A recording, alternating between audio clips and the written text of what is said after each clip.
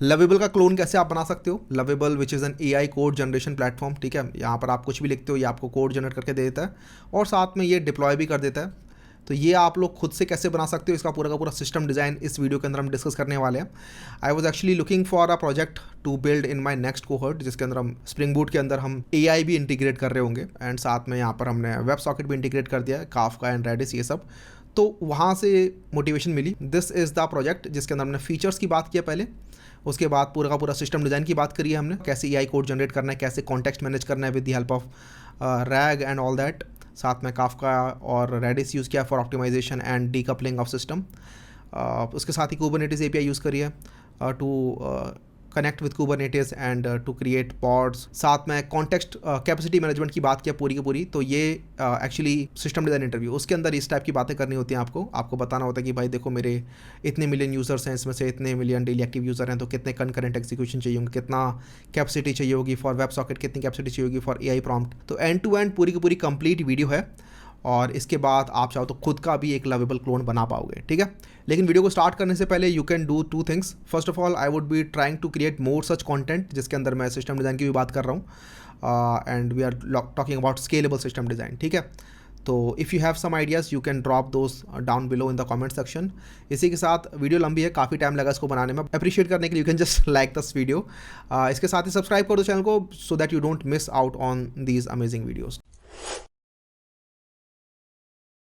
जब भी आप कुछ भी प्रोजेक्ट बनाते हैं तो सबसे पहले फीचर्स आप बता रहे होते हैं। This is the first step of software development life cycle, feature gathering या फिर रिक्वायरमेंट गैदरिंग जिसे कहते हैं। तो हमारे पास एआई कोड जनरेशन तो रहने ही वाला है, right. This is the core feature कि आप एआई के थ्रू कोड जनरेट कर रहे हैं। साथ में जो भी कोड आपने जनरेट किया है किसी फ्रेमवर्क के अंदर, मे बी नेक्स्ट.जेएस या रिएक्ट जो भी है, उसको आपको डिप्लॉय भी करना है कहीं ना कहीं, ठीक है। डेवलपमेंट मोड के अंदर आप उसे कहीं ना कहीं डिप्लॉय कर रहे हैं, तो एआई कोड एग्जीक्यूशन भी होगा। तो this would B code execution. इसी के साथ ही हम चाहते हैं कोटा मैनेजमेंट करना। फॉर एग्जांपल हम चाहते हैं कि किसी पर्टिकुलर यूज़र को इतने टोकन्स अवेलेबल है, राइट, इस टोकन से ज़्यादा टोकन्स को यूज़ नहीं कर सकता, तो उसके लिए हमारे पास कोटा मैनेजमेंट भी होगा।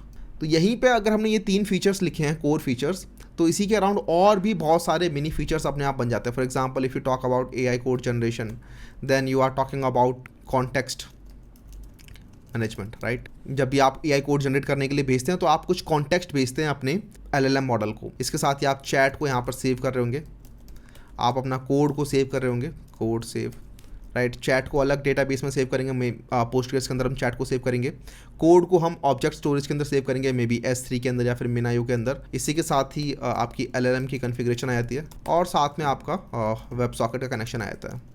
एलएलएम की कॉन्फ़िगरेशन के अंदर आप बताएंगे कि भाई क्या कौन सा एलएलएम मॉडल मुझे यूज़ करना है। यहाँ पे आप क्लॉड यूज़ कर सकते हैं, ओपन एआई यूज़ कर सकते हैं, तो उसकी कॉन्फ़िगरेशन आप बता सकते हैं और डायनेमिकली भी रख सकते हैं। मे बी आपने एक एडेप्टर यूज़ कर लिया जिसके अंदर आप डायनेमिकली यूज़र की प्रेफरेंस के हिसाब से अलग अलग एलएलएम मॉडल चूज़ कर सकते हैं। And then you have this web socket connection so that जैसे जैसे कोड जनरेट हो रहा है वैसे वैसे कोड फ्रंट एंड को भी दिख रहा है, ठीक है। कोड एग्जीक्यूशन की बात करें तो we want to execute code in a scalable manner and a secure manner. हम नहीं चाहते कि जो हमारा स्प्रिंग बूट का सर्वर है उसी के अंदर ही हमने रिएक्ट का या फिर नोड.जेएस का भी कोड उसी सर्वर के अंदर रन कर दिया, बिकॉज उस केस में यूज़र किसी भी टाइप का कोड हमें दे सकता है, मैलिशियस कोड भी दे सकता है, और उसी को अगर हम अपने सर्वर के अंदर भी रन करेंगे तो वी आर डन, ठीक है। ऐसा नहीं कर सकते। और साथ में अलग अलग यूज़र्स का जो कोड है वो एक दूसरे के साथ इंटरफेयर नहीं करना चाहिए। तो आइसोलेटेड इन्वायरमेंट के अंदर अगर आपको रन करना है तो उसके लिए बेस्ट चीज़ होती है कंटेनर्स। तो कंटेनर्स के अंदर हम रन करेंगे, बट क्योंकि मल्टीपल कंटेनर्स हो सकते हैं, we are talking about 1 million users है, राइट। अगर आपके पास 1 मिलियन यूज़र्स हैं और इसके अंदर आपके 10% भी अगर डेली एक्टिव यूज़र्स हैं, तो भी आपके पास एक सिंगल टाइम पे अगर हम पीक की बात करें तो अराउंड 1000 कंकरेंट कनेक्शन हो सकता है, 1000 कंकरेंट कंटेनर्स रन हो सकते हैं। तो उसको अगर आपको मैनेज करना है तो you need a container orchestration service and will use Kubernetes for that, KATS for short. तो कोड एग्जीक्यूशन होगा और इसके लिए आप KATS की API यूज़ करेंगे, ठीक है। कुबरनेटिस की API अलग अलग लैंग्वेजेस के हिसाब से आती है। अगर आप जावा यूज़ कर रहे हैं स्प्रिंग बूट के अंदर आपके पास API होती है, अगर आप नोड.जेएस यूज़ कर रहे हैं तो वहाँ पर कुबरनेटिस की API है, जिसकी वजह से आप कुबरनेटिस की जो भी सर्विसेज हैं उनको आप पूरा का पूरा मैनेज कर सकते हैं via your code. Preview URL भी भेजना है आपको, ठीक है। तो उसके लिए आपको इनग्रेस भी बनाना होगा यहाँ पे एंड डोमेन मैपिंग करनी होगी कोटा मैनेजमेंट की अगर हम बात करें तो यहाँ पर हमें पर यूज़र कोटा मैनेज करना है, राइट। तो यहाँ पर यूज़र ऑथ आ जाएगा, क्योंकि यूज़र को लॉगिन करना होगा, साइन इन करना होगा, तभी हम उसका कोटा मैनेज कर सकते हैं। फ्री यूज़र्स को हम कुछ पर्टिकुलर टोकन दे सकते हैं, मे बी हम यहाँ पर टीयर्स बना सकते हैं। तो हम यहाँ पर बिलिंग की बात करेंगे, बिलिंग एंड पेमेंट की भी बात करेंगे, ठीक है। तो यहाँ पर बिलिंग साइकिल हो सकती है, आपकी मंथली बिलिंग साइकिल है या फिर ईयरली बिलिंग साइकिल है, वो पूरा यहाँ पे मैनेज होगा। और साथ में पेमेंट आप कर सकते हैं, डिफरेंट थर्ड पार्टी सिस्टम्स यहाँ पर यूज़ कर सकते हैं, मे बी स्ट्राइप यूज़ कर लिया, रेजर पे यूज़ कर लिया, वहाँ से पेमेंट आपकी आ रही है। तो ये आपके कुछ कोर फीचर्स हो जाते हैं। तो कोर फीचर्स कुल मिला के यही होते हैं कि आप यूज़र को अलाउ कीजिए कोड करने का। आपके क्रेडिट्स यहाँ पर दिए हुए इन्होंने कुछ, जो कि क्रेडिट्स कम होते जाएंगे और डेली क्रेडिट ये लोग रिप्लेनिश करते रहते हैं। इसके अलावा आप लोग प्रॉपर अपने प्रोजेक्ट को मैनेज कर सकते हैं, आप यूज़र प्रेफरेंस को मैनेज कर सकते हैं, तो वो भी हमें यहाँ पर देखना होगा। तो यूज़र ऑथ हो गया, साथ में यूज़र प्रेफरेंस भी हो गया, यूज़र प्रोफाइल आप कर सकते हैं यूज़र। इसके साथ ही आप बस कोड करने के लिए अपने बॉक्स दे दीजिए, हमें सारे फाइल्स दिखाते रहिए जो भी आप यहाँ पर फाइल जनरेट कर रहे हैं रन टाइम पे, और साथ में जो भी कोड आप जनरेट कर रहे हैं वो पूरा का पूरा हमें यहाँ पर दिखता रहेगा। इसके साथ ही यू हैव दिस बटन जिसकी हेल्प से आप लोग प्रीव्यू कर सकते हैं, ठीक है। तो ये कुल मिला के कोर फीचर्स होते हैं जो कि किसी भी टाइप के वाइब कोडिंग टूल के अंदर हो गया, आपका रैपलेट हो गया या फिर bolt.me हो गया, उन सभी के अंदर यही चीज़ें कॉमन होती हैं। Let's start with the core flows which is AI code generation. अभी मैं कोटा मैनेजमेंट की बात नहीं करूंगा, I am just creating the AI code generation part first, and then will look at the code execution part, and last will look at the quota management part. When we talk about AI code generation, actually हो क्या रहा है कि जो user है वो request भेज रहा है हमारे सर्वर को, ठीक है। ये सपोज करो हमारा सर्वर है और ये यहाँ से बोल रहा है भाई, प्रॉम्प्ट भेज रहा है कि create calculator app like that. और उसके बाद ये जो सर्वर है this is actually calling some kind of LLM model, this could be OpenAI, this could be Claude, right, anything. और वहाँ से ये कोड लेके आ रहा होगा, ठीक है। अभी जो कोड आ रहा है यहाँ पर ये इसके फॉर्मेट में आ रहा है, राइट, बिकॉज इसको तो आप इनपुट दोगे, ये आउटपुट जनरेट करेगा। दिस इज़ वेरी डम। इसको नहीं पता कि मुझे जो आउटपुट मिल रही है वो किस टाइप की मिल रही है, मुझे कौन सी फाइल्स मिल रही है, मुझे कौन सा कोड जनरेट करना है, मुझे क्या कमांड जनरेट करनी है, वो सब नहीं पता है इसको। तो जैसा आप प्रॉम्प्ट भेजोगे तो यहाँ जो प्रॉम्प्ट जाएगा this would B combination of user prompt plus system prompt, right. System prompt के अंदर ही आप एक्चुअली बताओगे कि मुझे किस टाइप से आउटपुट चाहिए, मेरे आउटपुट का फॉर्मेट क्या रहना चाहिए। तो वो सब तो सर्वर ने भेज दिया इसको, और इसने एक्चुअली इसी फॉर्मेट के अंदर कोड भी यहाँ पर भेज दिया। This is actually streaming the code here. अब ये जो कोड यहाँ पर स्ट्रीम हो रहा है इसको यहाँ पर हमें पार्स करना होगा, ठीक है। सर्वर की रिस्पॉन्सिबिलिटी है उस कोड को पार्स करना, उस कोड को सेव करना, और साथ में कोई वेब सॉकेट कनेक्शन बना के यहाँ से ये जो कोड है इसको यहाँ वापस भेजना होगा, ठीक है, via a web socket connection.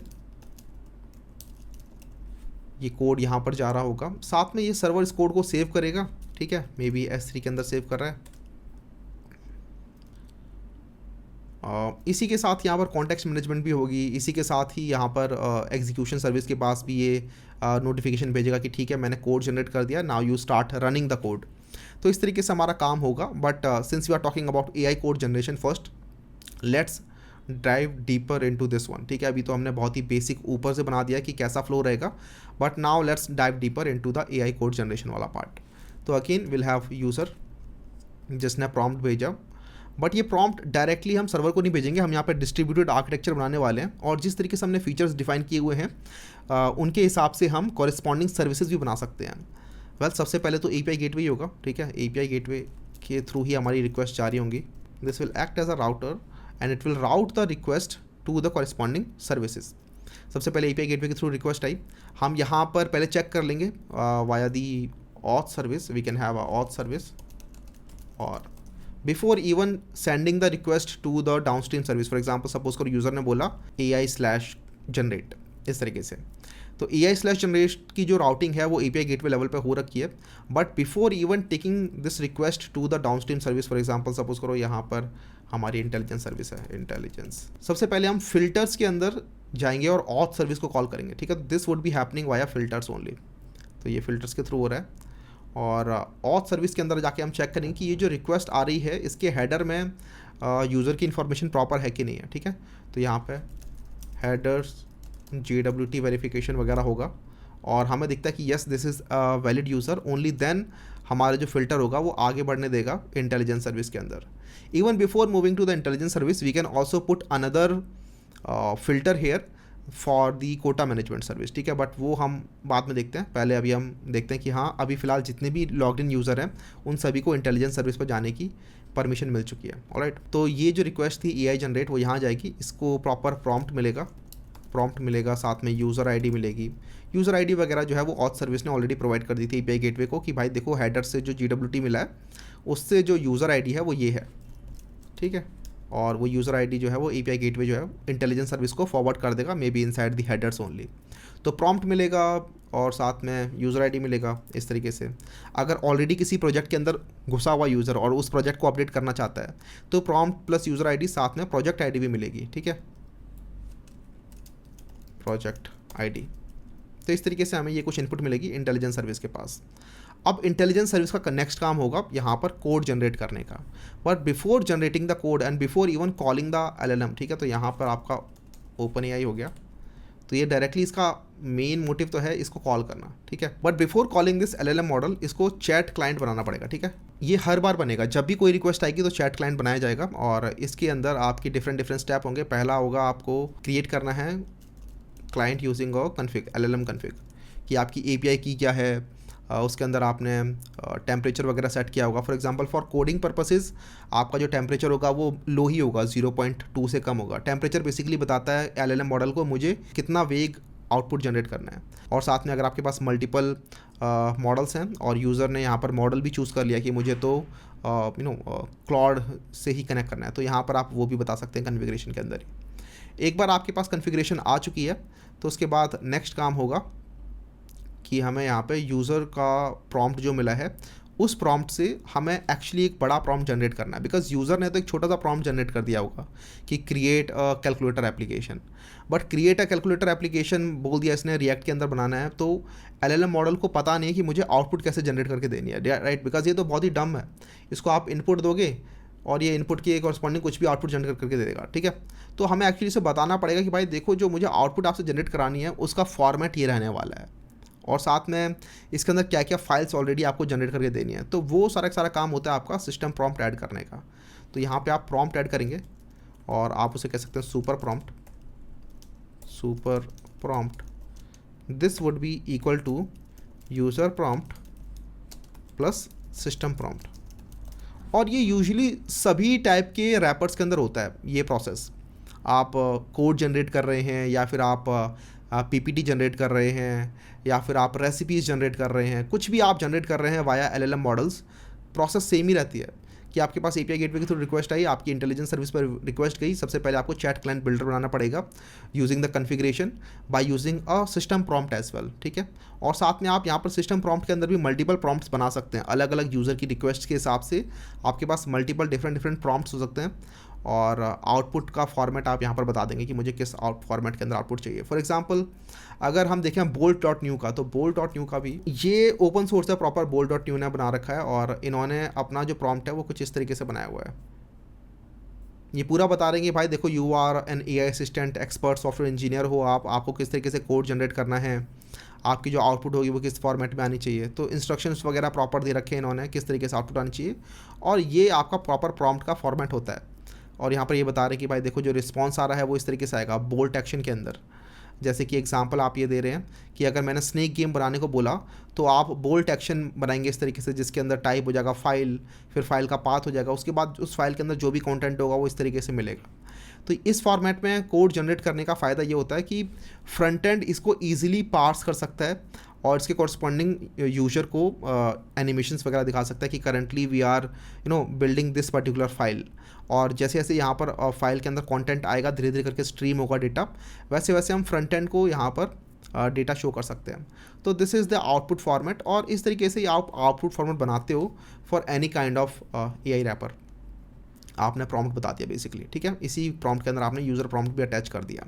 इसके बाद ये LLM मॉडल है, इसको कॉन्टेक्स्ट चाहिए. ठीक है, कॉन्टेक्स्ट चाहिए यहाँ पर कॉन्टेक्स्ट मैनेजमेंट कि एक्चुअली में जो अभी तक बात हुई है यूज़र के साथ, अभी तक जो कोड जनरेट हुआ है वो क्या है।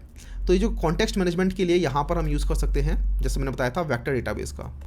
I am using quadrant here, this is a really nice vector database जिसके अंदर एम्बेडिंग के अंदर डेटा जाता है। तो हर बार जब कोड जनरेट होगा तो हम क्वाड्रेंट डेटाबेस के अंदर भी कोड को पुश कर रहे होंगे, और साथ में कॉन्टेक्स्ट मैनेजमेंट के टाइम पे इस क्वाड्रेंट डेटाबेस से हम आपकी चैट्स की इन्फॉर्मेशन ले लेंगे, जो भी रेलेवेंट चैट की इन्फॉर्मेशन रहेगी for this particular session, chat हो गया या फिर कोड हो गया, वो सब कुछ यहाँ से मिल जाएगा हमें, ठीक है। तो रेलेवेंट डेटा मिलेगा हमें, और उसके बाद हमारा चैट क्लाइंट बिल्डर जो है वो बन के रेडी है, ठीक है। चैट क्लाइंट बन के रेडी है, and now we can call this. अभी जो मॉडल को कॉल किया है, this is in a streaming format, ये आपको स्ट्रीम के अंदर डेटा ला के देगा, ठीक है। स्ट्रीम द रिस्पॉन्स, पहले it will think for some time and then it will stream the response. अब यहाँ पर हो सकता है आप बोलो भैया कि अभी यूज़र ने जो रिक्वेस्ट भेजी थी API गेटवे के थ्रू, वो यहाँ पर आ चुकी है, और यहाँ पर अब LLM मॉडल में काफ़ी सारा टाइम लगने वाला है, तो क्या तब तक यूज़र को हम लोडर ही दिखाते रहें, क्या चलेगा यहाँ पे? तो मैं बोलूँगा हम ऐसा कुछ नहीं करने वाले, हम इंटेलिजेंस सर्विस को एक्चुअली थोड़ा सा डीकपल कर देंगे यहाँ पे। To decouple this what we can do is, हम बोलेंगे ठीक है इंटेलिजेंस सर्विस आपको आपने प्रॉम्प्ट दे दिया, यूज़र ID दे दी, उसके बाद this intelligence service can directly return a response back to the user, बोल देगा कि हाँ भाई 200 मिल गया, 200 स्टेटस कोड, और साथ में एक जनरेशन ID प्रोवाइड कर देगा, ठीक है। Generation ID is the unique ID, ये आपका यूनिक ID होगा for this particular generation session, जिसकी हेल्प से ये जो यूज़र है this can now make another connection via web socket, ठीक है। तो ये रिस्पॉन्स यहाँ पर जा रहा है, उसके बाद रिस्पॉन्स जो है वो हमें यूज़र को भी भेजना है, लेकिन वो जो रिस्पॉन्स जाएगा अब वो वेब सॉकेट के थ्रू जाएगा। तो ये जो यूज़र है यहाँ पे, he can also make a request but this time not via a REST API but via a web socket, for example WS। इसके बाद यहाँ पर जाकर कोड जनरेशन, और उसके बाद यहाँ पर आपने बता दिया आपका जनरेशन ID। तो now we are actually decoupled and we are listening on this particular connection. और ये जो इंटेलिजेंस सर्विस है, इसको जैसे जैसे डेटा मिलेगा, यहाँ से रिस्पॉन्स मिलेगा, ये उस डेटा को यहाँ पर लेता रहेगा और साथ में यहाँ पर स्ट्रीम करता रहेगा on this particular connection only. इसी के साथ ये जो इंटेलिजेंस सर्विस है और भी मल्टीपल काम करेगी, जैसे जैसे इसे डेटा मिल रहा है वैसे वैसे डेटा भेज तो रही है, चंक्स की फॉर्म में डेटा मिलता है, right, stream the response in chunk. उस चंक को इसको यहाँ पर रीड भी करना होगा, उसके बाद बफर करेगा ये चंक को, बफर द चंक, एंड जैसे इसे दिखता है कि एक फ़ाइल बन के रेडी है, तो फाइल के बेसिस पे ये आपके कोड को सेव करता रहेगा S3 के अंदर। तो what we can also do is we can actually wait for the whole response to happen, और पूरा का पूरा बफर करते रहो और एक साथ सारी सारी फाइल्स को S3 पे अपलोड कर दो, आप ये कर सकते हैं। बट कई बार हो सकता है कि LLM मॉडल बहुत बड़ा रिस्पॉन्स आपको दे रहा है, और उस केस में आप नहीं चाहते कि बहुत सारी फाइल्स को एक साथ आप पूरा स्टोर कर रहे हैं इंटेलिजेंस सर्विस के अंदर, बिकॉज उस केस में इंटेलिजेंस सर्विस के ऊपर अगर एक साथ बहुत सारे यूज़र्स आ रहे हैं तो इसकी जो रैम है वो बहुत जल्दी फिल हो रही होगी। तो what we can do is हम यहाँ पर बफर कर सकते हैं पर्टिकुलर चंक्स को, और जैसे ही हमें दिखता है कि एक फ़ाइल बन के रेडी है, हम उसी टाइम उस फाइल को लेंगे और अपलोड कर देंगे, ठीक है। तो we can have a bucket here, save to S3। Either we can use S3 which is a paid service, और वी कैन यूज़ MinIO, और ये आपका ओपन सोर्स है और इसको आप इजीली होस्ट कर सकते हैं अपने कंटेनर्स के अंदर, तो हम ये यूज़ कर सकते हैं MinIO। इसी के साथ ही हमें इंजेस्ट करना होगा इस फाइल को, ingest file into Qdrant as well. जो क्वाड्रेंट DB है इसको भी हम इंजेस्ट करा सकते हैं फाइल तुरंत के तुरंत ही। जैसे जैसे फाइल जनरेट हो रही है आप यहाँ पे एम्बेडिंग बनाएंगे, तो फाइल्स ऐसे ही एम्बेड नहीं होती हैं इसके अंदर। First you have to call the LLM model to create the embedding, और उसके बाद उस एम्बेडिंग को ही आप इंजेस्ट कर रहे होते हैं इनसाइड द डेटाबेस, ठीक है। तो इंजेस्ट कर रहे हैं एम्बेड एंड इंजेस्ट, बिकॉज होता है क्या, ये वेक्टर फॉर्म में डेटा को बनाता है। अगर आपको देखना है कि क्वाड्रेंट एक्चुअली काम कैसे करता है, तो we can actually look at vector DB, vector database, और आप देख सकते हैं कि वेक्टर डेटाबेस कुछ इस तरीके से काम करता है, ठीक है। आप का सपोज करो टेक्स्ट है स्पैरो या टेक्स्ट है कैट, तो जो एनिमल्स और बर्ड्स हैं वो आपस में साथ में होंगे एक बहुत ही हाई डायमेंशनल स्पेस के अंदर। For example here we are using 300 dimensions.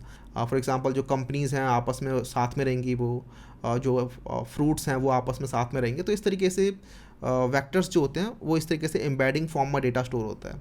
अभी जो एम्बेडिंग होती है ये इसका साइज़ डिफर करता है, अलग अलग साइज़ की एम्बेडिंग बनती है, और ये एम्बेडिंग बनाने के लिए you have to call this LLM model, जो उसका एम्बेडिंग मॉडल भी होता है, और वो एम्बेडिंग मॉडल आपको एम्बेडिंग बना के देता है, जिसको आप फर्दर क्वाड्रेंट DB या फिर जो भी वेक्टर DB है उसके अंदर स्टोर कर रहे होंगे।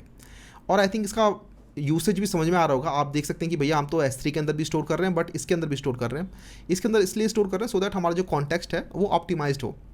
हम चाहे तो इसको बिल्कुल डिस्कार्ड कर सकते हैं, रैग वगैरह की कोई नीड नहीं है, और डायरेक्टली जो भी चैट्स यूज़र की रही हैं, जो भी कोड यूज़र का रहा है, वो सारा हम ऐसे ही भेज सकते हैं LLM मॉडल को, बट उस केस में हमारा जो कॉन्टेक्स्ट होगा वो काफ़ी पुअरली मैनेज्ड होगा। ऑलराइट, बट हाँ, कुल मिला के ये होता है आपका कोड का जनरेशन वाला पार्ट। तो जैसे एक बार कोड जनरेट हो गया आपका, आप यहाँ से काफका इवेंट थ्रो कर देंगे एक, और ये क्यों कर रहे हैं, बिकॉज हम यहाँ पर अपनी रन टाइम सर्विस को कॉल करने वाले हैं। ठीक है, अब एक तो हो सकता है कि जब कोड आपका फाइनली जनरेट हो गया तो आप डायरेक्टली रन टाइम सर्विस को कॉल कर रहे हैं कि भाई देखो ये इंटेलिजेंस सर्विस है, हम रन टाइम सर्विस को कॉल कर रहे हैं which is suppose to run this code, और what we can do is we can decouple these two services with the help of Kafka here. और इसकी हेल्प से क्या होगा कि आपकी रनर सर्विस के अंदर अगर बहुत सारी रिक्वेस्ट ऑलरेडी आ रखी हैं, और अगर दोबारा कोई नई रिक्वेस्ट आती है तो वो रिक्वेस्ट को डिस्कार्ड नहीं कर दिया जाएगा अगर आपका पूल फुल हो चुका है तो। ठीक है, बिकॉज काफका के अंदर जब तक एक्नॉलेजमेंट नहीं मिल जाता तब तक आपके मैसेजेस पड़े रहते हैं, तो कभी ऐसा नहीं होगा किसी भी यूज़र के लिए कि मुझे तो रिस्पॉन्स ही मेरा नहीं मिला। ठीक है, तो इसके लिए काफका इवेंट बहुत सही रहते हैं, और साथ में इनका थ्रूपुट भी काफ़ी हाई रहता है, बहुत ही ज़्यादा हाई कंटेंशन सिस्टम के अंदर you use this kind of system. तो जैसे कोड जनरेट होगा हम काफका को भेज देंगे। ठीक है, और ये हमारा कोड जनरेशन वाला सिस्टम यहाँ पे कंप्लीट हो चुका है। Now let's talk about the code execution part here. तो उसके लिए हमें इस काफका टेम्पलेट से स्टार्ट करना होगा। ये हमारी रन टाइम सर्विस है, and this is actually listening for the Kafka event call code generated. इसको जैसे देखा कि कोड जनरेट हो चुका है तो कोड जनरेटेड इवेंट मिलेगा इसे, जिसके अंदर काफ़ी सारा डेटा मिलेगा। एक्चुअली इसे इसको मिलेगा कि कौन कौन सी फाइल्स अपडेट हुई हैं। ठीक है, एक्चुअली फाइल का डेटा हम यहाँ पर नहीं भेजेंगे, फाइल का मेटा डेटा हम भेजेंगे यहाँ पे, मेटा डेटा, साथ में प्रोजेक्ट आईडी हम यहाँ पे भेज देंगे, साथ में पूरा वेब सॉकेट का जो जनरेशन आईडी है वो हम यहाँ पर भेज देंगे। उसके बाद इसका नेक्स्ट काम होगा हमारे क्लस्टर से बात करना। ठीक है, हमारे पास एक सपोज करो कुबरनेटिस क्लस्टर है यहाँ पे, और इसके अंदर मल्टीपल पॉड्स हो सकते हैं, तो I can add multiple pods right inside this cluster. अब हम क्या करेंगे, हर एक पॉड के अंदर एक प्रोजेक्ट को रन कर रहे होंगे सो दैट हमारी आइसोलेशन बना रहे। तो एक पॉड के अंदर हम एक प्रोजेक्ट को रन कर रहे होंगे। इस पॉड के अंदर कंटेनर्स हो सकते हैं। ठीक है, तो ये देख रहे हो आप, पॉड के अंदर एक कंटेनर है। वैसे तो यूजुअली एक पॉड के अंदर एक ही कंटेनर होता है, और इस कंटेनर का काम होता है to isolate everything that is being running inside this particular pod. लेकिन कई बार हम ये भी करते हैं कि एक पॉड के अंदर हम मल्टीपल कंटेनर्स डाल देते हैं। ठीक है, तो let me just put a hexagon here. Suppose करो ये हमारा एक पॉड है इनमें से। ठीक है, यहाँ पे हमारे पास मल्टीपल पॉड है, इसमें से हमने एक पॉड लिया और इसके अंदर मैं एक कंटेनर लेता हूँ। सपोज करो दिस इज़ माई कंटेनर, तो this is my main container. This container is suppose to run the React code. Suppose करो जो रिएक्ट कोड यहाँ पर चला गया था ना, इस बकेट के अंदर जो स्टोर हुआ था, उस कोड को हमें यहाँ लेके आना है और इसके अंदर रन करना है। बट रन करने से पहले प्रॉपर कमांड्स रन होंगी, यहाँ पे प्रॉपर npm इंस्टॉल वगैरह होगा सो दैट डिपेंडेंसीज मिल सकें इसको, और तब उसके बाद कोड जनरेट होगा। ठीक है, तब उसके बाद कोड रन होगा। तो वो सारा काम होगा हमारा इसके अंदर, let's call it runner. But इसी के साथ ही हम यहाँ पर एक और कंटेनर रखेंगे इसके अंदर, and this would be another container, and this is called let's say sidecar container.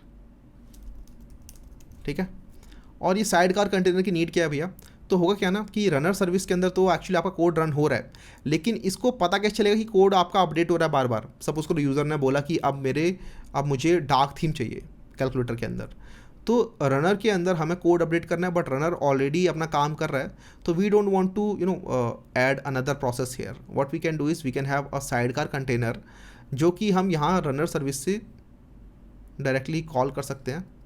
तो कुबरनेटिस API की हेल्प से हम किसी भी पॉड के अंदर किसी भी कंटेनर को कॉल कर सकते हैं, और जैसे इस पर चले कि कोड चेंज हुआ है तो यहाँ पर इसे फाइल मेटाडेटा मिलेगा। ठीक है, कोड जनरेटेड के अंदर फाइल मेटाडेटा मिलेगा, और ये फाइल मेटाडेटा यहाँ जाएगा, जो भी फाइल्स होंगी वो यहाँ पर चली जाएंगी।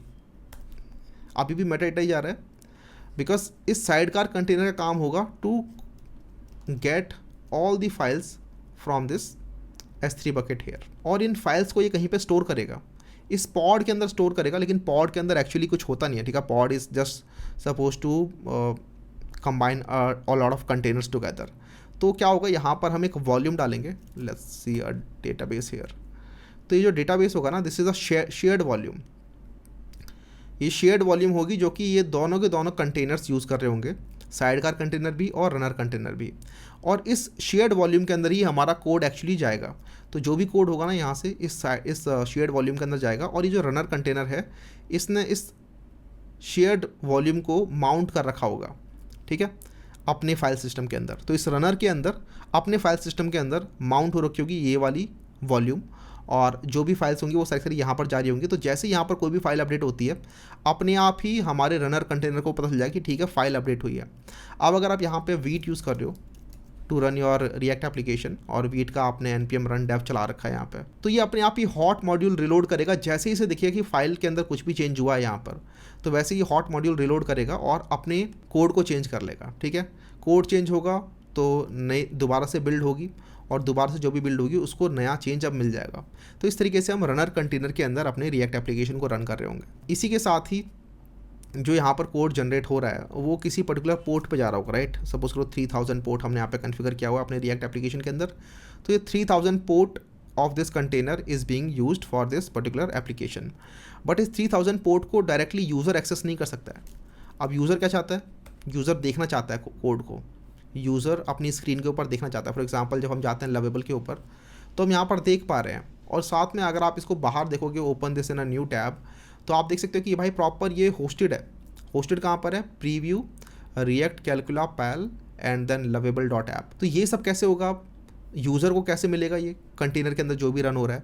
तो user can not directly access it, right. इस 3000 पोर्ट को डायरेक्टली एक्सेस नहीं कर सकता यूज़र।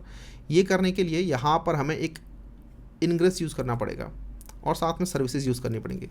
तो we can use services and ingress both. Let me just put service first and let me put ingress here as well. Ingress की help से आप लोग बताओगे कि इस पर्टिकुलर कंटेनर के अंदर ये यूज़र अगर जाना चाहता है ये URL पे, सपोज करो यूज़र जाना चाहता है project1.codingshuttle.dev। तो project1 जो है उसे मुझे कहाँ रिडायरेक्ट करना है, उसका काम होगा एक कंट्रोलर मैनेजर, इनग्रेस मैनेजर का, ठीक है। इनग्रेस कंट्रोलर होता है एक, और this is going to redirect the request to this particular service.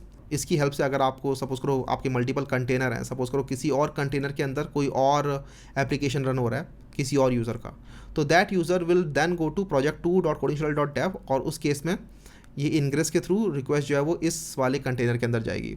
तो that is something that happens with the help of ingress only. और ये सारी जो मैनेजमेंट है ये हो रहा होगा आपका कुबरनेटिस के through he, from this run time service. तो रन टाइम सर्विस जब भी किसी पॉड को चूज़ कर रही है, तो उस केस में उसको कुछ इसके अंदर कंटेनर्स बनाने होंगे, कुछ बेसिकली इसके अंदर कुबरनेटिस ऑब्जेक्ट्स बनाने होंगे। तो क्या क्या ऑब्जेक्ट्स होंगे, it will create a pod, उसके अंदर it will create a runner plus sidecar plus mount volume, shared volume होगी जो कि माउंट अ शेयर्ड वॉल्यूम। साथ में it will create a service, साथ में it will create a ingress for this particular pod. ये सारे रिसोर्सेज बनेंगे जब भी किसी पॉड को चूज़ किया जाएगा, और उसके बाद इसको कनेक्ट कर दिया जाएगा टू अ पर्टिकुलर URL, ठीक है। This could be a random URL और this could be based upon the use, this could be based upon the project ID। जो ये कुबरनेटिस API है, this can actually update our ingress controller to route this particular URL to this particular service as well, ठीक है। तो ये सारा काम हो जाएगा। इसके बाद यूज़र को एक्चुअली दिखेगा यहाँ पे। इसी के साथ ही इस रनर के अंदर कुछ लॉग्स भी होंगे। यूज़र चाहता है वो लॉग्स भी देखना, जब भी कुछ हो रहा है, npm रन डेव हो रहा है या फिर आपकी कोई भी प्रोसेस रन हो रही है, तो लॉग्स भी जनरेट होते हैं इस रनर के अंदर। अगर यूज़र को आप वो लॉग्स भी दिखाना चाहते हो, तो what you can do is you can stream the logs to the runner service via this Kubernetes API, ठीक है। तो this Kubernetes API can actually stream all the logs, क्योंकि होता क्या है जब भी कोई भी लॉग जनरेट होते हैं ना, तो वो रनर के अंदर /temp/logs कहीं ना कहीं जनरेट होते हैं इस कंटेनर के अंदर।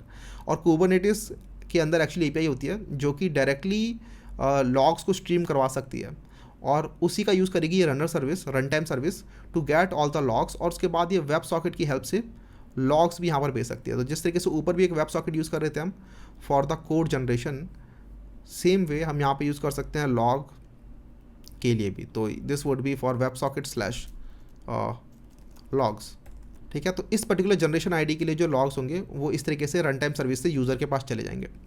तो ये हो गया हमारा कोड एग्जीक्यूशन वाला पार्ट पूरा का पूरा। और आप देख सकते हैं कि ये दोनों पार्ट जो है वो एक दूसरे से डीकपल्ड है, मतलब ऐसा नहीं है कि ये दोनों एक दूसरे में कनेक्टेड है, and that's why we are using distributed system here. हम अलग अलग सर्विसेज यूज़ कर रहे हैं टू डू डिफरेंट थिंग्स। तो इससे होगा क्या कि कभी कोई एक सर्विस फेल हो जाती है तो भी डिस्ट्रीब्यूटेड सिस्टम की वजह से हमारी दूसरी सर्विसेज काम करती रहेंगी, राइट। फॉर एग्जांपल सपोज करो यूज़र सर्विस अगर फेल हो जाती है फॉर सम टाइम, तब भी रन टाइम सर्विस और इंटेलिजेंस सर्विस काम करती रहेंगी। इंटेलिजेंस सर्विस फेल हो जाती है तो भी यूज़र सर्विस और रन टाइम सर्विस काम करती रहेंगी। तो इस तरीके से हम डिस्ट्रीब्यूटेड आर्किटेक्चर को फॉलो कर रहे हैं। इसके बाद हम थर्ड पार्ट की बात कर लेते हैं, which is quota management. Quota management किस तरीके से हो रहा होगा? तो जब भी आपने कोड जनरेट किया, देख रहे हो यहाँ पे काफका को आप भेज रहे हो कि भाई हमने कोड जनरेट किया। कोड जनरेट करते टाइम आपको पता चलता है आपके LLM मॉडल से कि कोड जनरेट हुआ तो कितना टोकन्स यूज़ किया गया इसके अंदर, और वो इन्फॉर्मेशन कोड जनरेटेड वाले इवेंट के अंदर आप पास कर दोगे, ठीक है। तो यहाँ पर एक्चुअली इसको इन्फॉर्मेशन होगी टोकन्स यूज्ड। तो ये इवेंट को जब टोकन यूज्ड मिलेगा तो what we can do is we can create another service here. Let's create another service here and this would be similar to the auth service. जैसे auth service थी ना हमारी, वैसे हमारे पास एक और सर्विस भी होगी, and let's call it commerce service. Commerce service का काम होगा to manage the quota, to manage the billing, payment and tiers, all these things. तो commerce service is also listening to the Kafka event which is code generated. यहाँ पर इससे पता चलेगा कि कितने टोकन्स यूज़ किए गए हैं किस पर्टिकुलर यूज़र ने, ठीक है। तो यूज़र आईडी मिल जाएगी यहाँ पे इसको, और टोकन्स यूज मिल जाएंगे इसको, ये सारी इन्फॉर्मेशन मिलेगी इसे। और ये क्या करेगा, यहाँ पर ये यूज़ करेगा एक डिफरेंट टाइप के डेटाबेस का। Let's use Redis here. अब मैं बताऊँगा आपको मैं यहाँ पर रेडिस यूज़ क्यों कर रहा हूँ। तो वेल रेडिस क्या होता है, इसकी काफ़ी हाई थ्रूपुट होती है और काफ़ी ओवन के अंदर इसके अंदर आप डेटा फाइंड कर सकते हो, ठीक है। तो जितना मर्जी डेटा हो आप इसके अंदर बहुत फास्ट तरीके से क्वेरी कर सकते हो डेटा को। यहाँ पर हम क्या स्टोर करेंगे, तो फॉर एग्जांपल एक यूज़र है जिसकी यूज़र आईडी है लेट्स से यूज़र 123, और उसके लिए हम टोकन्स यूज़ करना चाहते हैं, ठीक है। तो tokens, this is the key inside Redis, tokens user ID 123। उसके बाद हम करंट बिलिंग साइकिल बता देंगे यहाँ पे, करंट बिलिंग पीरियड।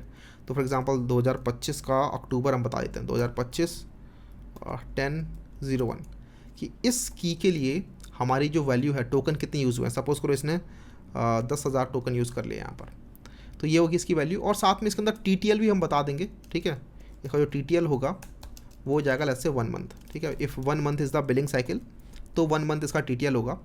और जैसे जैसे हमारे टोकन्स यहाँ पर यूज़ होंगे वैसे वैसे हम इस वैल्यू को अपडेट करते रहेंगे, ऑलराइट।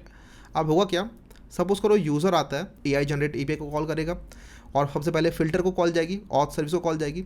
उसके बाद हम एक और फिल्टर बनाएंगे that will call commerce service, ठीक है। This is another filter. Commerce service will actually check कि यूज़र आईडी जो है उसके कॉरस्पॉन्डिंग इस पर्टिकुलर बिलिंग साइकिल के अंदर कितने टोकन उसने यूज़ कर लिए हैं।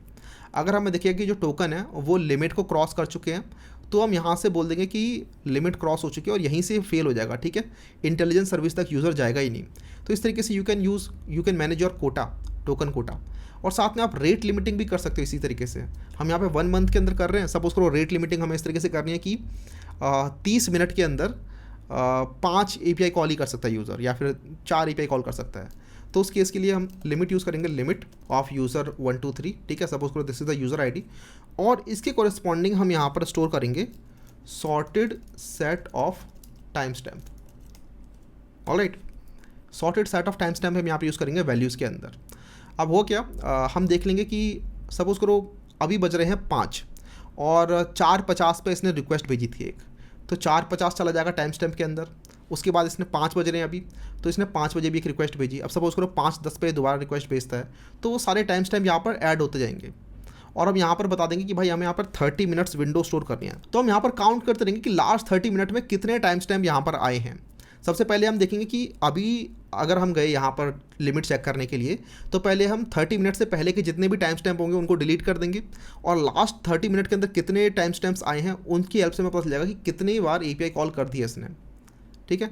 तो इस तरीके से आप रेट लिमिटिंग कर सकते हो। तो रेट लिमिटिंग को बहुत बड़ा इशू बना देते हैं कई बार कि रेट लिमिटिंग कैसे करेंगे, रेट लिमिटिंग कैसे करेंगे, बट रेडिस की हेल्प से आप इस तरीके से ईजिली रेट लिमिटिंग कर सकते हो। तो हमने कोटा मैनेजमेंट देख लिया, हमने बिलिंग मैनेजमेंट देख लिया, हमने साथ में टोकन मैनेजमेंट देख लिया, रेट लिमिटिंग देख लिया। इसी के साथ हमने कोड एग्जीक्यूशन देखा, पूरा का पूरा कोड एग्जीक्यूशन कैसे होगा कुबरनेटिस के ऊपर with the help of Kubernetes API. हमने पूरा का पूरा देखा कि हमारा सर्वर किस तरीके से बन रहा है with the help of AI code generation. इसके अंदर हम एलएलएम मॉडल कैसे कॉल कर रहे हैं, यहाँ पर हम क्वाड्रेंट डेटाबेस यूज़ कर रहे हैं फॉर रैग, एलएलएम कन्फिग्रेशन हो रही है पूरी की पूरी, आपका कोड जो है वो आउटपुट हो रहा है आपका वेब सॉकेट के थ्रू। तो ये सारे फीचर्स हमने यहाँ पर देख लिए हैं। Now let's look at the capacity management. और कैपेसिटी मैनेजमेंट के अंदर आप बताओ कि भाई कि हमारे पास कितना लोड आने वाला है, पीक टाइम पे कितना लोड होगा, क्या हमारा सिस्टम उस लोड को हैंडल करने के लायक भी है कि नहीं है। तो ये सारे क्वेश्चन आप इंटरव्यू से शुरुआत में पूछ रहे होते हो सो दैट आप उसी हिसाब से अपना सिस्टम डिज़ाइन कर सको। तो सपोज करो इंटरव्यू बोलता है भाई 1 मिलियन यूज़र्स होंगे हमारे पास और साथ में 10% डेली एक्टिव यूज़र्स हैं।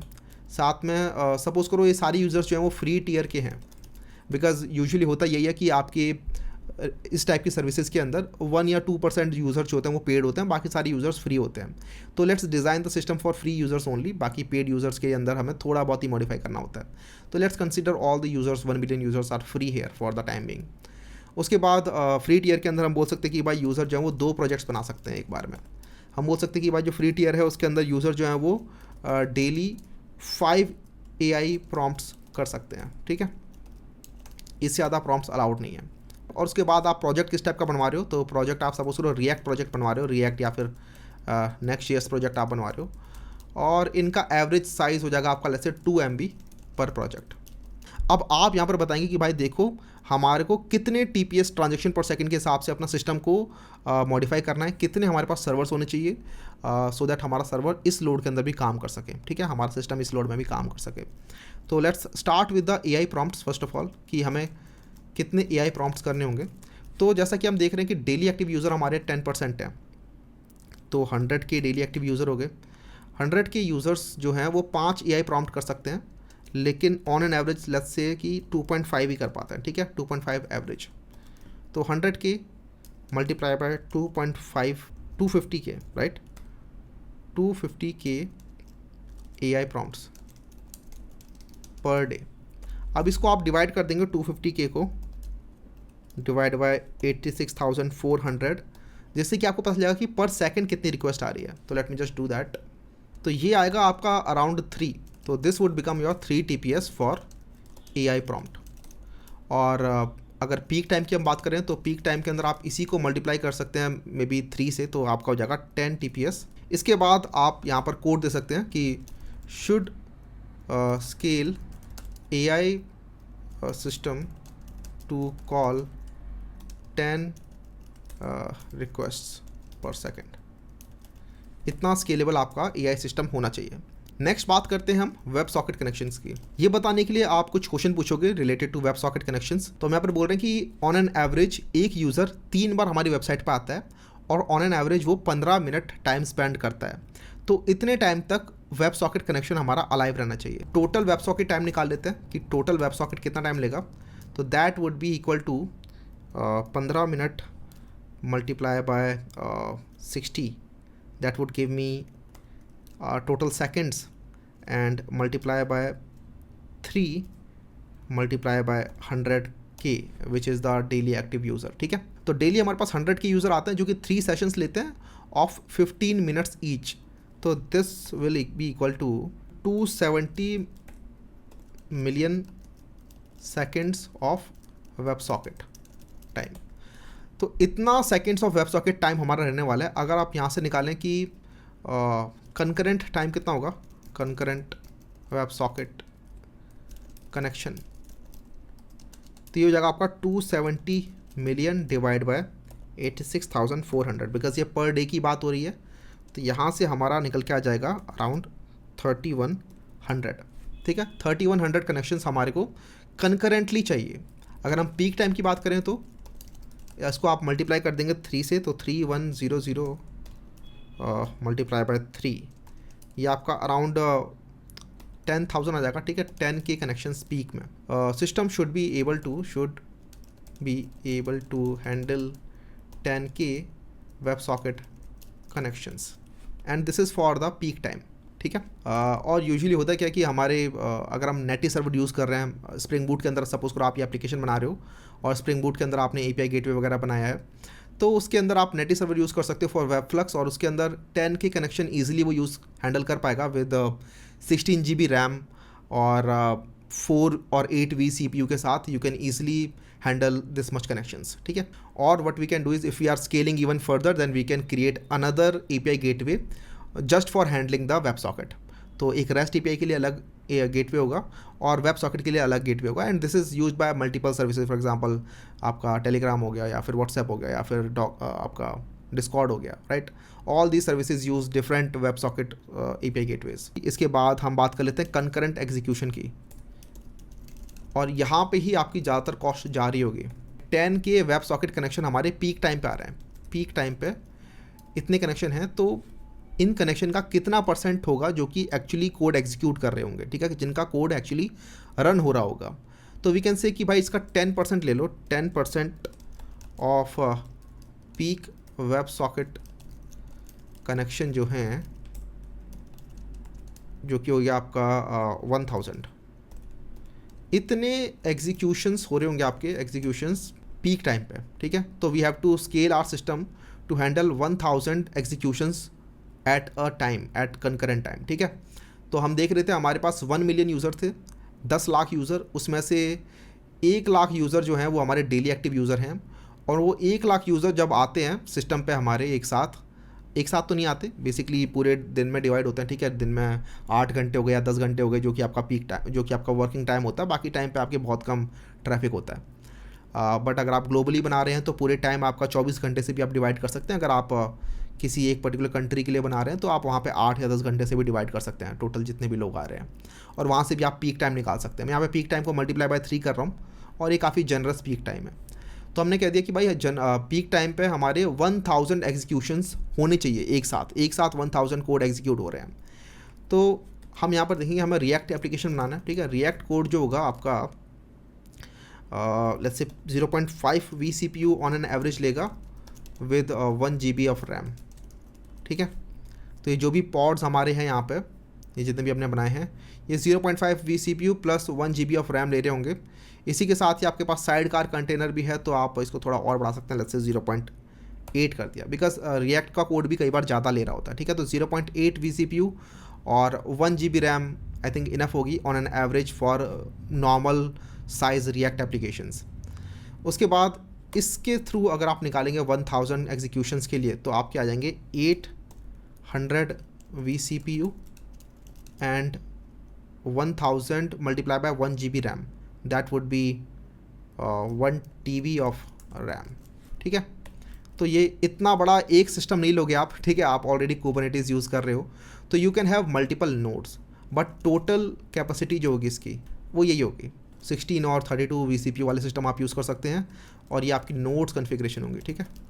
जो आपकी नोड्स होंगी वो इतनी बड़ी बड़ी होंगी, और इनसे आप मल्टीपल, एक नोड के अंदर आप मल्टीपल पॉड्स बना सकते हैं, और उन पॉड की कैपेसिटी जो होगी वो ये होगी, ठीक है। 0.8 V CPU and 1 GB RAM. Storage की भी बात कर लेते हैं, स्टोरेज नीड्स, क्योंकि पोस्टग्रेस तो चलो मुझे लगता है 100 GB में काम चल जाएगा, बट हमारा जो एक्चुअली यहाँ पे कोड स्टोर हो रहा है उसमें थोड़ा ज़्यादा स्टोरेज नीड होगी। तो if we have 1 million users जो कि फ्री यूज़र्स हैं, जो कि 2 प्रोजेक्ट बना सकते हैं, तो on an average let's say with 1 project बोल देते हैं, ठीक है। 1 मिलियन यूज़र, 2 प्रोजेक्ट अलाउड हैं फ्री यूज़र्स को, लेकिन सपोज करो एक प्रोजेक्ट बना रहे हैं वो on an average with 2 MB of file storage.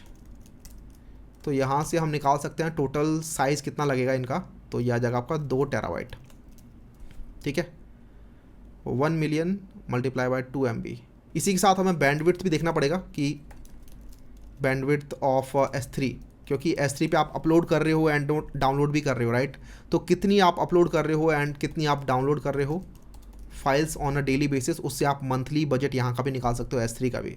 तो हमने फाइल का तो निकाल लिया कि मंथली आपको 2 TB स्टोरेज होगा, और साथ में अपलोड एंड डाउनलोड में भी आपका कुछ बैंडविड्थ जाएगा, ठीक है। इसी के साथ हम पोस्टग्रेस की भी बात करें, तो आपके 1 मिलियन यूज़र्स हैं जिनके पास प्रोजेक्ट्स होंगे। तो सपोज़ करो 1 प्रोजेक्ट है, तो प्रोजेक्ट का मेटा डेटा स्टोर कर रहे हैं हम यहाँ पे, तो पोस्टग्रेस के अंदर मेटा डेटा, और साथ में आप इनकी प्रोफाइल और ऑथ ये सब आप स्टोर कर रहे हैं। तो पर यूज़र आप यहाँ पे कह सकते हैं कि आपकी 50 KB टू 100 KB के अंदर आप स्टोर कर पाएंगे इसको। This would be 1 million multiply by 50 KB, this would be 150 GB to 100 GB of Postgres, and this is not that much. अगर हम सिर्फ मेटा डेटा स्टोर कर रहे हैं तो ये कॉस्ट ज़्यादा नहीं है। हमारी जो कॉस्ट एक्चुअली आ रही है वो है टेराबाइट्स में for the files that we are storing and also for the servers that we have, ठीक है। पोस्टग्रेस की कॉस्ट इतनी नहीं है। सिमिलरली अगर हम बात करें काफका एंड रेडिस की, तो इनकी कॉस्ट भी काफ़ी मिनिमली आएगी, बिकॉज इनके अंदर जो इवेंट्स हम स्टोर करते हैं, फॉर एग्जांपल काफका के अंदर जो इवेंट स्टोर कर रहे हो आप, तो every event is of 1 kilobyte of size, right, less than that even. उसके साथ ही रेडिस के अंदर भी जो आप स्टोर कर रहे हो, तो ये भी आपके 1 to 5 किलोबाइट के अंदर ही आप स्टोर कर रहे हो, ज़्यादा बड़ा डेटा आप स्टोर नहीं करते। और साथ में इफेमरल डेटा होता है, दैट इज़ आप इसको स्टोर करते हो, डिलीट करते रहते हो। तो इनके अंदर तो बहुत बड़ी नीड नहीं आएगी आपकी कॉस्ट की, बट जो एक्चुअली कंसिडरेशन में आना चाहिए वो ये सब है। तो इसी तरीके से आप सिस्टम डिज़ाइन एक्चुअली कर रहे होते हैं। जब आपके पास क्वेश्चंस आते हैं तो you start by listing out the features, start by listing out all the services, and then you employ different things like Kafka, like Redis to further optimise the system. तो इस तरीके से हमारे पूरा सिस्टम बन रहा है। इस टाइप की अगर आपको और मुझसे वीडियोस चाहिए तो just let me know in the comment section. आपके माइंड में अगर कोई प्रोजेक्ट है कि भैया इसके बारे में बताओ ये कैसे बनाए, just let me know in the comment section. और अगर इस टाइप का अगर आप प्रोजेक्ट भी बना लेते हो ना, सेम यही प्रोजेक्ट अगर आपने बना लिया और डाल दिया अपने रिज्यूमे के अंदर, तो वो तो नेक्स्ट लेवल की चीज़ अपने आप में हो जाएगी, ठीक है। I will actually try to build this in the next cohort, तो वो आप देख सकते हैं। और मे बी अगर मेरे माइंड में कुछ और प्रोजेक्ट आया, तो मेरे माइंड में भी एक्चुअली क्लैरिटी नहीं है कि मुझे ये करना है या फिर कोई और प्रोजेक्ट बनाना है, बट वो पता चल जाएगा, ठीक है। तो वो भी आप पूरा मेरे साथ बना सकते हैं। लाइव हम कोड कर रहे होंगे इसको, बड़ा मज़ा आएगा इसको कोड करने में, काफ़ी सही प्रोजेक्ट होगा ये अपने आप में, ठीक है। प्रॉपर वेब सॉकेट कनेक्शन, साथ में LLM मॉडल, साथ में डिस्ट्रीब्यूटेड आर्किटेक्चर, इसके अंदर ट्रेसिंग की और लॉगिंग की अभी हमने बात नहीं किया, बट हाँ वो भी होगा definitely. If you want to log everything, debugging के लिए लॉग आपकी ज़रूरी होते हैं, तो वो डिस्ट्रीब्यूटेड लॉग्स होंगे। इसके अंदर आप ELK स्टैक यूज़ कर सकते हो उसके लिए, इलास्टिक सर्च लॉग स्टेशन की बाना, एंड डिस्ट्रीब्यूटेड ट्रेसिंग कर सकते हैं हम इसके अंदर with the help of Zipkin and Micrometer. तो वो सब भी इसके अंदर रह सकता है, ठीक है। इसी के साथ वीडियो आपको कैसे लगी just let me know in the comment section. अगर आपको पसंद आई वीडियो तो लाइक कर देना। इस टाइप की अगर और वीडियो चाहिए तो just let me know in the comment section. कुछ अगर लग रहा है कि यहाँ पे और इंप्रूवमेंट हो सकती है तो that also you let me know in the comment section. और इसके साथ मैं मिलूंगा आप लोगों से नेक्स्ट वीडियो में। चलते हैं, बाय बाय।